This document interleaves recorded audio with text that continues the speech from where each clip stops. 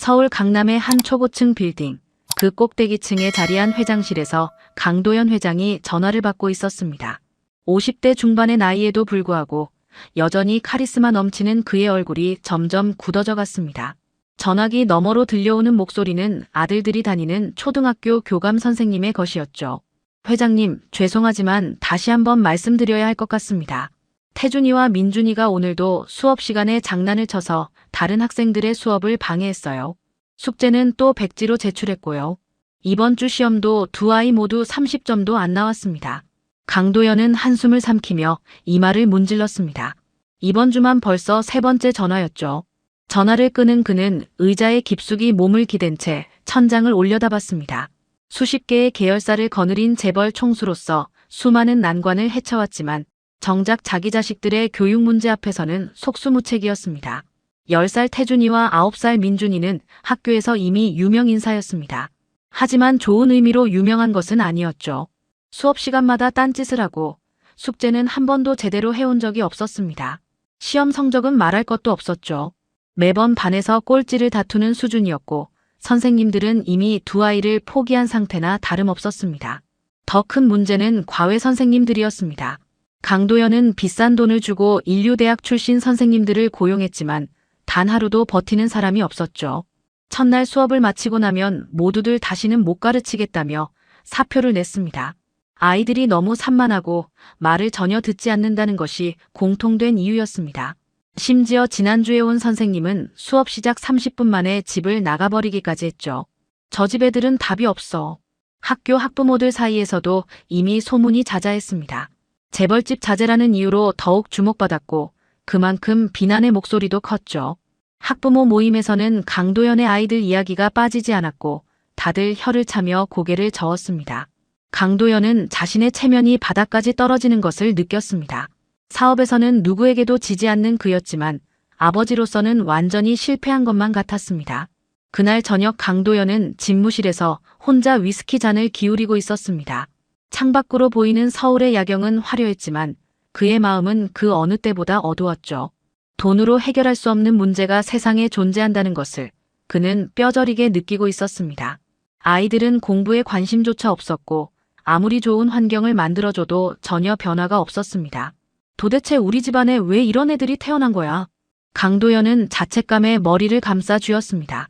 자신이 너무 바빠서 아이들을 제대로 돌보지 못한 탓일까요? 아니면 아이들에게 물질적인 것만 주고 정작 중요한 교육은 소홀히 한 탓일까요? 수많은 생각이 머릿속을 복잡하게 만들었습니다. 재벌 총수로서의 자존심은 이미 산산조각이 난 지 오래였죠. 회사 임원들 앞에서는 당당하게 경영 방침을 제시하지만 집에 돌아와 아이들의 성적표를 볼 때마다 그는 한없이 작아지는 자신을 느꼈습니다. 20년 넘게 쌓아온 재벌 총수로서의 위엄도 수천억 원의 재산도 자식 교육 앞에서는 아무 소용이 없었습니다. 다음 날 아침 재벌 저택의 2층 복도에서는 20살의 청소부 한소희가 걸레와 청소도구를 들고 조심스럽게 걸어가고 있었습니다. 소희는 이 집에서 일한 지 석 달째였죠. 가난한 시골 출신인 그녀는 고등학교를 졸업하고 대학 진학 대신 서울로 올라와 이 일을 시작했습니다. 집안 사정이 어려워 동생들의 학비를 벌어야 했기 때문이었죠. 매달 받는 월급의 대부분은 고향으로 보내졌고 소희는 작은 고시원 방에서 생활하며 하루하루를 버텨내고 있었습니다. 소희가 태준이와 민준이의 방문 앞에 섰습니다. 노크를 하고 안으로 들어서자 두 아이가 책상 앞에 앉아 있는 모습이 보였습니다. 하지만 공부를 하는 것은 아니었죠. 태준이는 숙제 공책을 집어던지고 있었고 민준이는 울상을 지으며 연필을 책상에 내팽개쳤습니다. 아, 진짜 모르겠어. 이게 대체 뭐야? 태준이가 짜증 섞인 목소리로 소리쳤습니다. 민준이도 고개를 푹 숙인 채 한숨만 내쉬고 있었죠. 소희는 청소를 하는 척하며 슬쩍 책상 위를 훑어봤습니다. 초등학교 4학년 수학 문제집이었죠. 분수에 덧셈과 뺄셈 문제가 가득했는데 두 아이 모두 한 문제도 풀지 못한 상태였습니다. 공책에는 지우개로 문지른 흔적만 가득했고 연필 자국은 여기저기 흐트러져 있었습니다. 소희는 그 문제들을 보는 순간 가슴이 철렁했습니다. 자신이 초등학교 다닐 때는 이런 문제를 너무 쉽게 풀었거든요. 시골 학교에서 늘 전교 1등을 했던 소희에게 이 정도 문제는 식은 죽 먹기였습니다. 하지만 지금 자신은 청소부일 뿐이었죠. 함부로 나서면 안 된다는 것을 잘 알고 있었습니다. 재벌집에서 일하면서 배운 첫 번째 규칙은 바로 자기 일만 하기였으니까요. 그런데 민준이가 작게 흐느끼기 시작했습니다. 형아, 나 이거 못 풀겠어. 선생님한테 또 혼날 거야. 나도 모르겠는데 어떡해. 아빠한테 말하면 또 화내실 거고. 두 아이의 목소리에는 절박함이 묻어났습니다. 태준이의 눈가가 붉어지고 민준이는 이미 눈물을 글썽이고 있었죠. 소희는 걸레질을 멈추고 잠시 망설였습니다. 청소부 주제에 재벌집 도련님들에게 가르침을 준다는 것이 주제넘은 일일까요? 하지만 아이들이 너무 안타까워 보였습니다. 자신도 어렸을 때 공부가 어려워서 울었던 기억이 떠올랐죠. 그냥 지나칠 수가 없었습니다. 저기, 도련님들. 소희가 조심스럽게 입을 열었습니다. 두 아이가 동시에 고개를 돌렸습니다. 청소부 누나가 말을 거는 것이 신기했는지 눈을 깜빡이며 쳐다봤죠. 이 문제요, 사실 어렵지 않습니다. 여기 이 부분을 이렇게 통분하면 쉬워지거든요. 소희는 태준이의 공책을 살짝 가리키며 설명을 시작했습니다. 분수의 분모를 같게 만드는 방법, 그리고 그 다음 분자끼리 더하는 방법을 천천히 알려줬죠. 복잡하게 느껴지던 문제가 단계별로 풀리기 시작했습니다.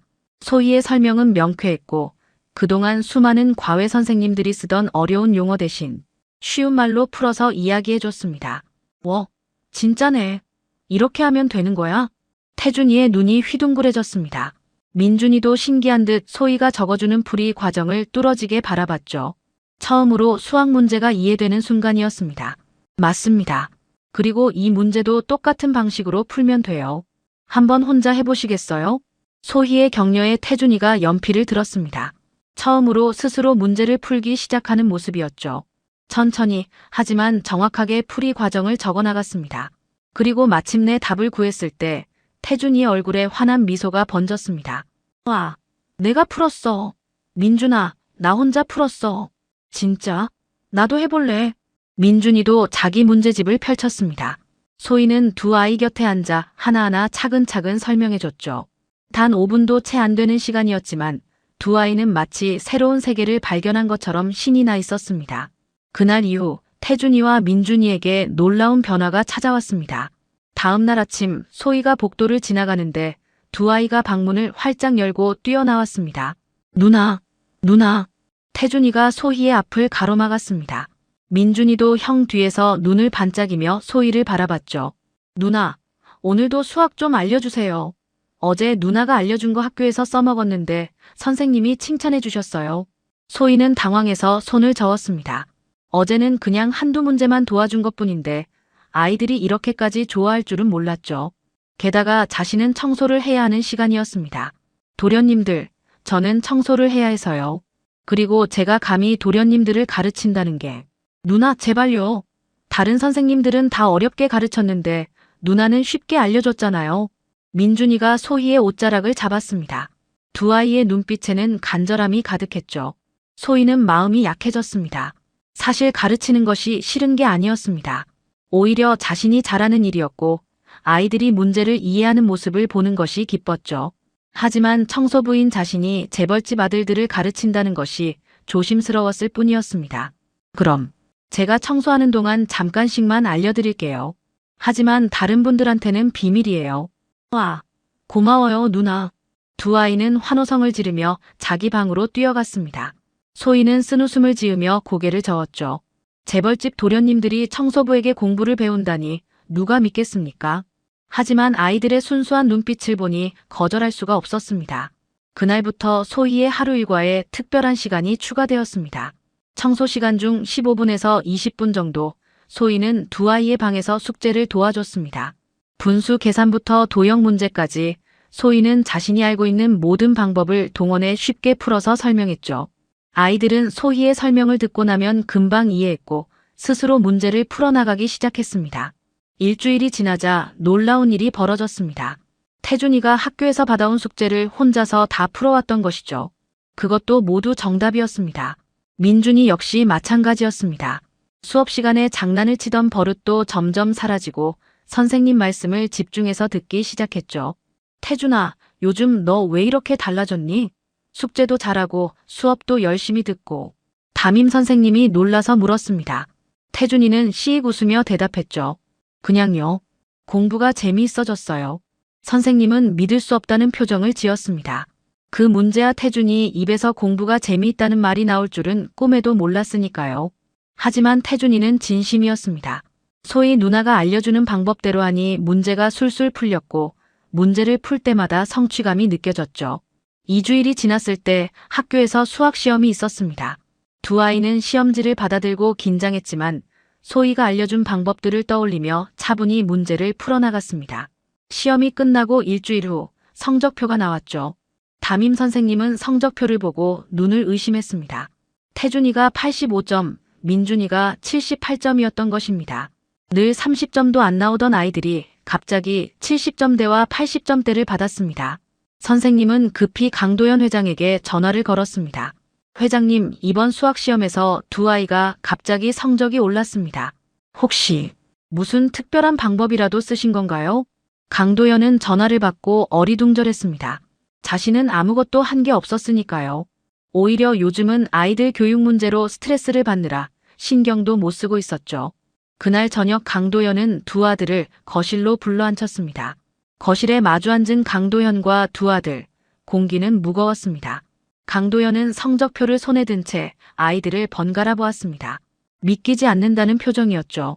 태준이와 민준이는 서로 눈치를 보며 손을 꼭 쥐고 있었습니다. 솔직하게 말해봐. 이게 대체 어떻게 된 거냐? 강도현의 목소리는 차갑게 가라앉아 있었습니다. 화가 난 것은 아니었지만 도저히 이해가 되지 않는 상황이었죠. 그동안 수많은 인류대학 출신 과외 선생님들도 실패했는데 갑자기 성적이 이렇게 오른다는 것이 말이 되지 않았습니다. 혹시 부정행위를 한 건 아닐까 하는 의심마저 들었죠. 태준이가 먼저 입을 열었습니다. 아빠, 우리 청소 누나한테 배웠어요. 뭐? 강도현의 눈이 커졌습니다. 청소 누나라니, 그게 무슨 말입니까? 민준이가 형의 말을 이어받았죠. 한소의 누나요. 우리 방 청소하는 누나요. 누나가 수학 문제 푸는 거 알려줬어요. 누나 설명은 진짜 쉬워요. 강도현은 잠시 말문이 막혔습니다. 청소부가 자기 아들들을 가르쳤다는 말이 귀에 들어오지 않았죠. 아니, 들어오긴 했는데 믿을 수가 없었습니다. 수백만 원을 들여 고용한 명문대 과외 선생님들도 포기한 아이들을 청소부가 가르쳤다고요? 누나가 분수 계산하는 거 쉽게 알려줬어요. 그래서 우리도 혼자 풀 수 있게 됐어요. 태준이가 신이 나서 말했습니다. 강도현은 아이들의 얼굴을 뚫어지게 쳐다봤죠. 거짓말을 하는 것 같지는 않았습니다. 오히려 정말로 기쁜 표정이었습니다. 그동안 공부를 그렇게 싫어하던 아이들이 처음으로 공부 이야기를 즐겁게 하고 있었죠.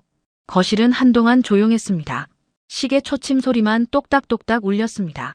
강도현은 복잡한 심경으로 창밖을 바라봤습니다.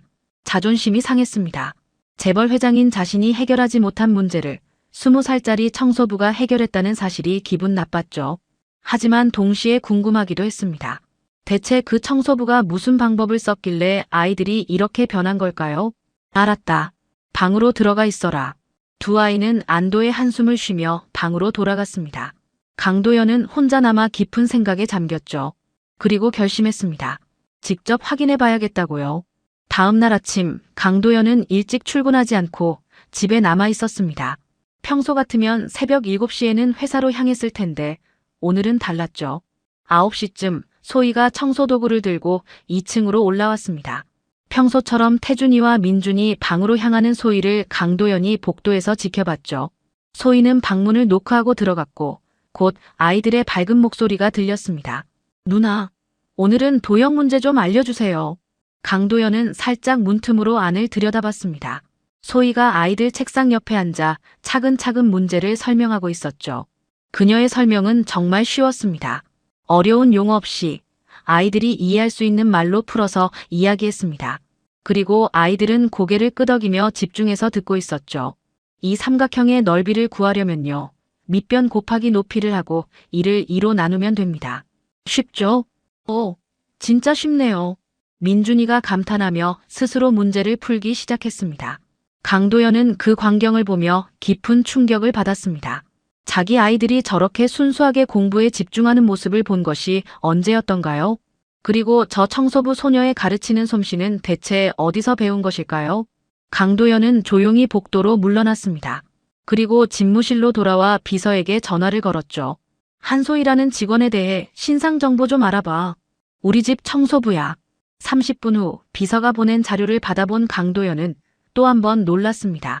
한소희는 강원도 산골 출신으로 고등학교 3년 내내 전교 1등을 했던 학생이었습니다.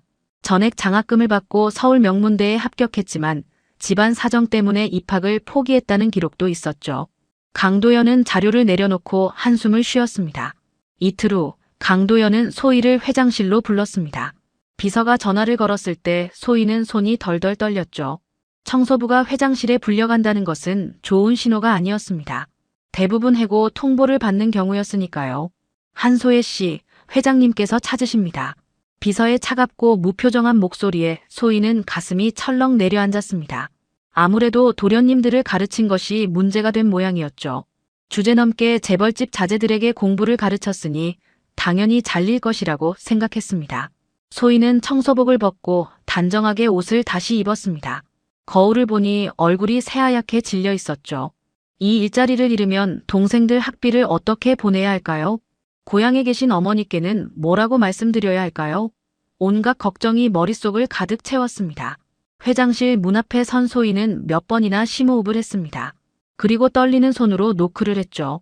들어오세요. 강도연의 낮은 목소리가 들렸습니다. 소희는 문을 열고 들어갔습니다. 넓은 회장실, 거대한 책상 뒤에 강도연이 앉아 있었죠. 소희는 고개를 푹 숙이고 두 손을 모았습니다. 회장님, 죄송합니다. 저는 그냥 도련님들이 너무 안타까워서. 소희의 목소리는 떨리고 있었습니다. 강도연은 그런 소희를 잠시 바라보다가 입을 열었죠.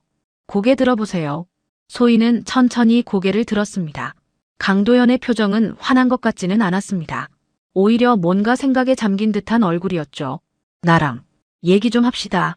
앉으세요. 강도연이 소파를 가리켰습니다. 소희는 어리둥절하면서도 조심스럽게 소파 끝자리에 걸터 앉았습니다.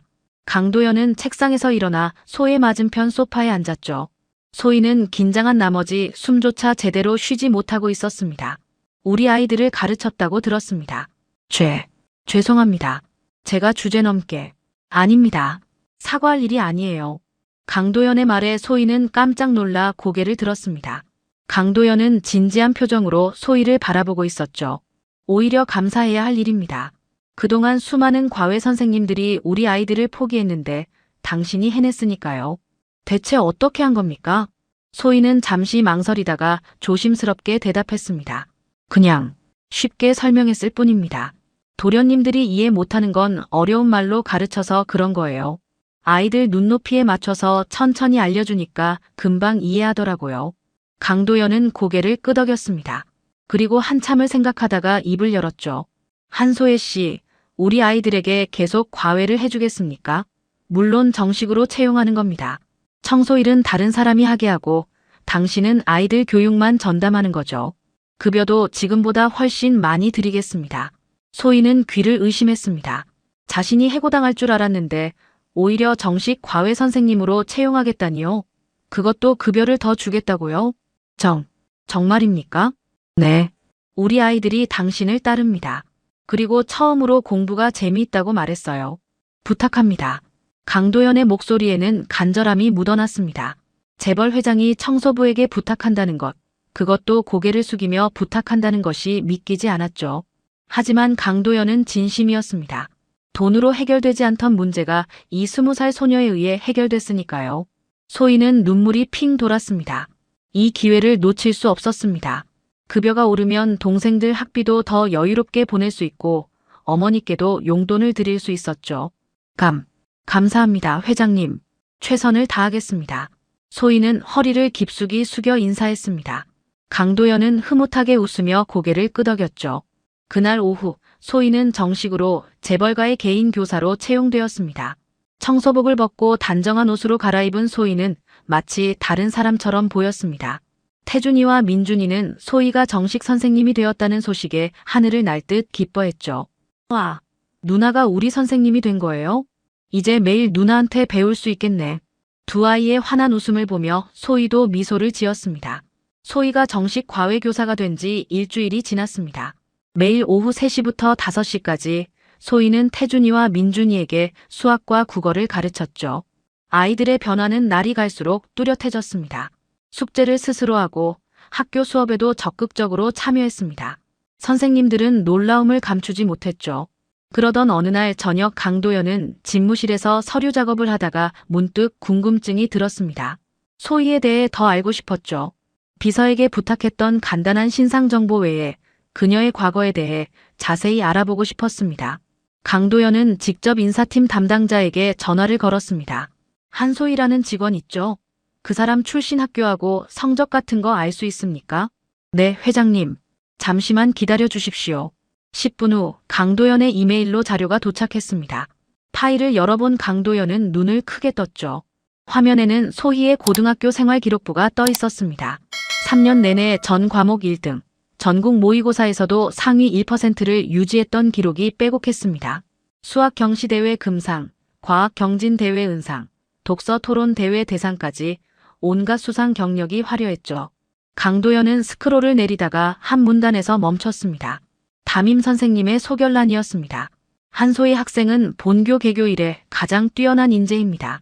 서울대학교 전액 장학생으로 합격했으나 가정 형편상 진학을 포기했습니다. 부친의 사망으로 어머니와 어린 남동생 둘을 부양해야 하는 상황이라 대학 진학 대신 취업을 선택했습니다. 안타까운 일이 아닐 수 없습니다. 강도연은 마우스를 놓고 깊은 한숨을 내쉬었습니다. 서울대학교 전액 장학생이라니요. 그 정도 실력이면 어디서든 환영받을 인재였습니다. 그런 사람이 자기 집에서 청소를 하고 있었다는 사실이 믿기지 않았죠. 아니, 믿기지 않는다기보다는 부끄러웠습니다. 강도연은 의자에 깊이 기대며 천장을 올려다봤습니다. 자신은 지금까지 무엇을 했던 걸까요?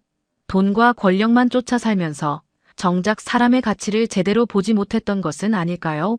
소희 같은 인재를 단지 청소부로만 취급했던 자신이 한심하게 느껴졌습니다.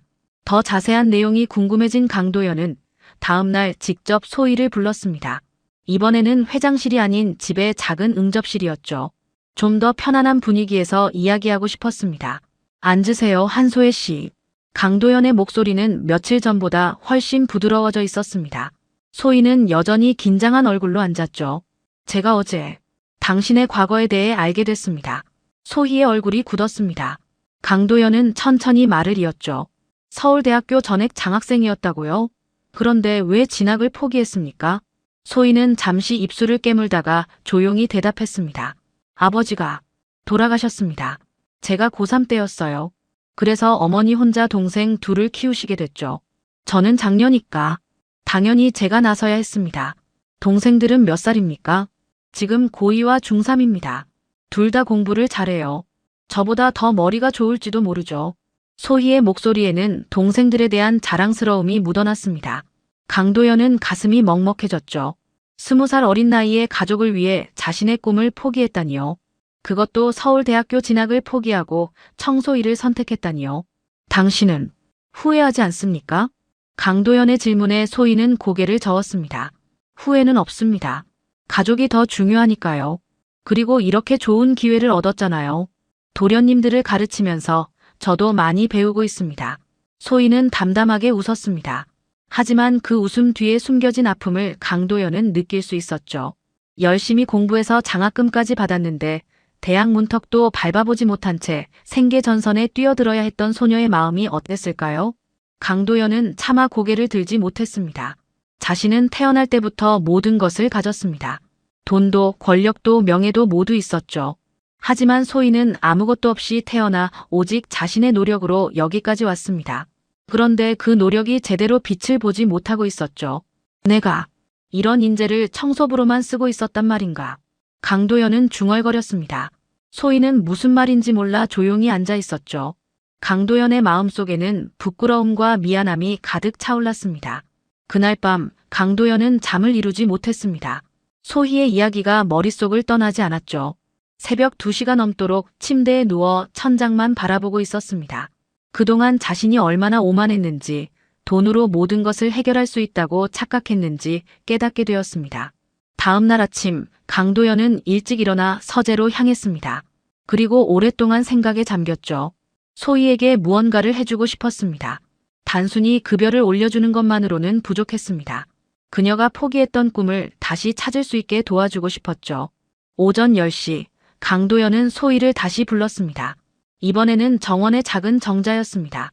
햇살이 따스하게 비치는 곳이었죠. 소희가 도착했을 때 강도연은 이미 차를 준비해두고 있었습니다. 앉으세요. 차 한잔 하면서 이야기합시다. 소희는 어색하게 앉았습니다. 회장님이 직접 차를 따라주시다니 어제 오늘 일이 꿈만 같았죠. 강도연은 찻잔을 소희 앞에 놓고 진지하게 말했습니다. 한소혜 씨, 저는 어젯밤 많은 생각을 했습니다. 당신 같은 인재가 꿈을 포기하고 있다는 게 너무 안타까웠어요. 회장님, 들어보세요. 제가 당신의 대학 등록금을 전액 지원하겠습니다. 생활비도 드릴 거고 동생들 학비도 제가 책임지겠습니다. 소희는 눈이 휘둥그레졌습니다. 손에 들고 있던 찻잔이 덜덜 떨렸죠. 강도연은 차분하게 말을 이었습니다. 물론 조건이 있습니다. 대학을 다니면서도 우리 아이들을 계속 가르쳐 주셔야 해요. 주말이나 방학 때만 와도 괜찮습니다. 그리고 졸업 후에는 우리 회사 교육사업부에서 일해 주십시오. 소희는 믿을 수 없다는 표정으로 강도연을 바라봤습니다. 이게 현실인지 꿈인지 구분이 되지 않았죠. 대학 등록금의 생활비까지, 그것도 동생들 학비까지 지원해 주겠다니요. 왜 이렇게까지 해주시는 겁니까? 소희의 목소리는 떨리고 있었습니다. 강도연은 잠시 침묵하다가 진심을 담아 대답했죠. 당신이 내게 가르쳐줬습니다. 가장 귀한 재산은 돈이 아니라 사람이라는 것을요. 저는 평생 돈만 쫓아 살았습니다. 사람의 가치를 제대로 보지 못했죠. 하지만 당신을 보면서 깨달았습니다. 진짜 인재가 무엇인지, 진짜 교육이 무엇인지를요. 강도연의 목소리에는 진심이 담겨 있었습니다. 소희는 눈물이 주르르 흘러내렸죠. 참으려고 했지만 참을 수가 없었습니다. 지난 2년 동안 꾹꾹 눌러왔던 감정이 한꺼번에 터져나왔습니다. 감사합니다. 정말 감사합니다, 회장님. 소희는 울면서 몇 번이고 고개를 숙여 인사했습니다. 강도연도 코끝이 찡해졌죠. 20대 초반의 어린 나이에 가족을 위해 모든 것을 희생했던 소녀가 이제야 자신의 꿈을 다시 꿀 수 있게 된 것입니다. 울지 마세요. 당신은 충분히 자격이 있습니다. 이건 시혜가 아니라 투자예요. 우리 아이들의 미래에 대한 투자이자 당신의 미래에 대한 투자입니다. 강도연의 말에 소희는 고개를 끄덕였습니다. 그리고 눈물을 닦으며 다짐했죠. 이 은혜를 절대 잊지 않겠다고, 더 열심히 공부하고 더 열심히 아이들을 가르치겠다고요. 그날 오후 소희는 태준이와 민준이에게 이 소식을 전했습니다. 두 아이는 손뼉을 치며 기뻐했죠. 누나, 축하해요. 누나 대학생 되는 거예요? 응, 너희 아버지께서 기회를 주셨어. 그래서 누나는 더 열심히 공부해야 해. 그리고 너희들도 더 잘 가르쳐 줄 거야. 와, 최고다. 민준이가 소희를 꼭 안았습니다. 태준이도 옆에서 환하게 웃고 있었죠. 그 모습을 멀리서 지켜보던 강도연은 흐뭇한 미소를 지었습니다. 처음으로 마음 깊은 곳에서 우러나오는 뿌듯함을 느꼈죠.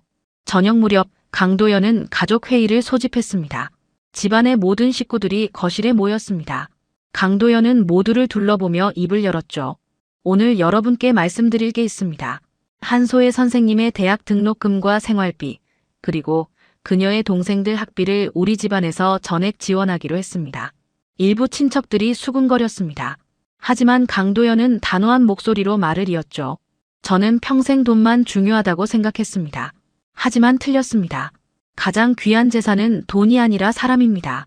한소혜 선생님이 그걸 제게 가르쳐 줬습니다. 그로부터 한 달이 지났습니다. 소희는 대학 입학 준비를 시작했고 동시에 태준이와 민준이를 계속 가르쳤죠. 아이들의 변화는 이제 집안 전체에 알려져 있었습니다. 학교 선생님들도 학부모들도 모두 놀라워했습니다. 그 문제아들이 이제는 모범생이 되어 있었으니까요. 어느 토요일 오후 강도연은 서재에서 회사 서류를 검토하고 있었습니다. 그런데 밖에서 아이들의 웃음소리가 들렸죠. 창문으로 내다보니 정원에서 소희와 태준이, 민준이가 함께 공부하고 있었습니다. 아니, 공부라기보다는 즐겁게 놀고 있는 것처럼 보였죠. 누나, 이 문제 정말 재미있어요. 태준이가 문제집을 펼쳐 보이며 신나게 말했습니다. 민준이도 자기가 푼 문제를 소희에게 자랑스럽게 보여줬죠. 소희는 두 아이의 답안을 확인하며 환하게 웃었습니다. 와, 두 분 다 100점이네요. 정말 잘했어요. 헤헤, 누나가 잘 가르쳐줘서요. 강도연은 그 모습을 보며 가슴이 따뜻해지는 것을 느꼈습니다. 저렇게 순수하게 웃는 아이들의 모습을 본 것이 언제였던가요? 공부가 즐겁다고 재미있다고 말하는 아이들의 목소리를 들은 것이 언제였던가요? 그날 저녁 강도연은 온 가족을 식당으로 불렀습니다. 소희도 함께였죠. 처음에는 어색해하던 소희였지만 이제는 가족처럼 편안하게 자리에 앉았습니다. 식사가 끝날 무렵 강도연이 입을 열었습니다. 오늘 좋은 소식이 있습니다. 태준이와 민준이의 이번 학기 성적표가 나왔습니다. 강도연은 봉투에서 성적표 2장을 꺼냈죠. 태준이는 전 과목 평균 92점, 민준이는 87점이었습니다. 불과 석 달 전만 해도 30점대를 맴돌던 아이들이었는데 이제는 반에서 상위권에 속하게 된 것이죠. 모두 한소의 선생님 덕분입니다. 강도연이 소희를 바라보며 말했습니다. 소희는 손을 저으며 겸손하게 대답했죠. 아닙니다, 회장님. 도련님들이 열심히 했기 때문입니다. 저는 그저 조금 도와줬을 뿐이에요. 아니에요, 누나. 누나가 없었으면 우리 이렇게 못했어요. 태준이가 소희의 말을 가로막았습니다. 민준이도 고개를 끄덕이며 말했죠. 맞아요. 누나가 제일 잘 가르쳐줬어요. 강도연은 흐뭇하게 웃었습니다. 그리고 주머니에서 봉투 하나를 꺼냈죠. 소희에게 건네며 말했습니다. 이건 보너스입니다. 우리 아이들을 이렇게 변화시켜준 대가죠.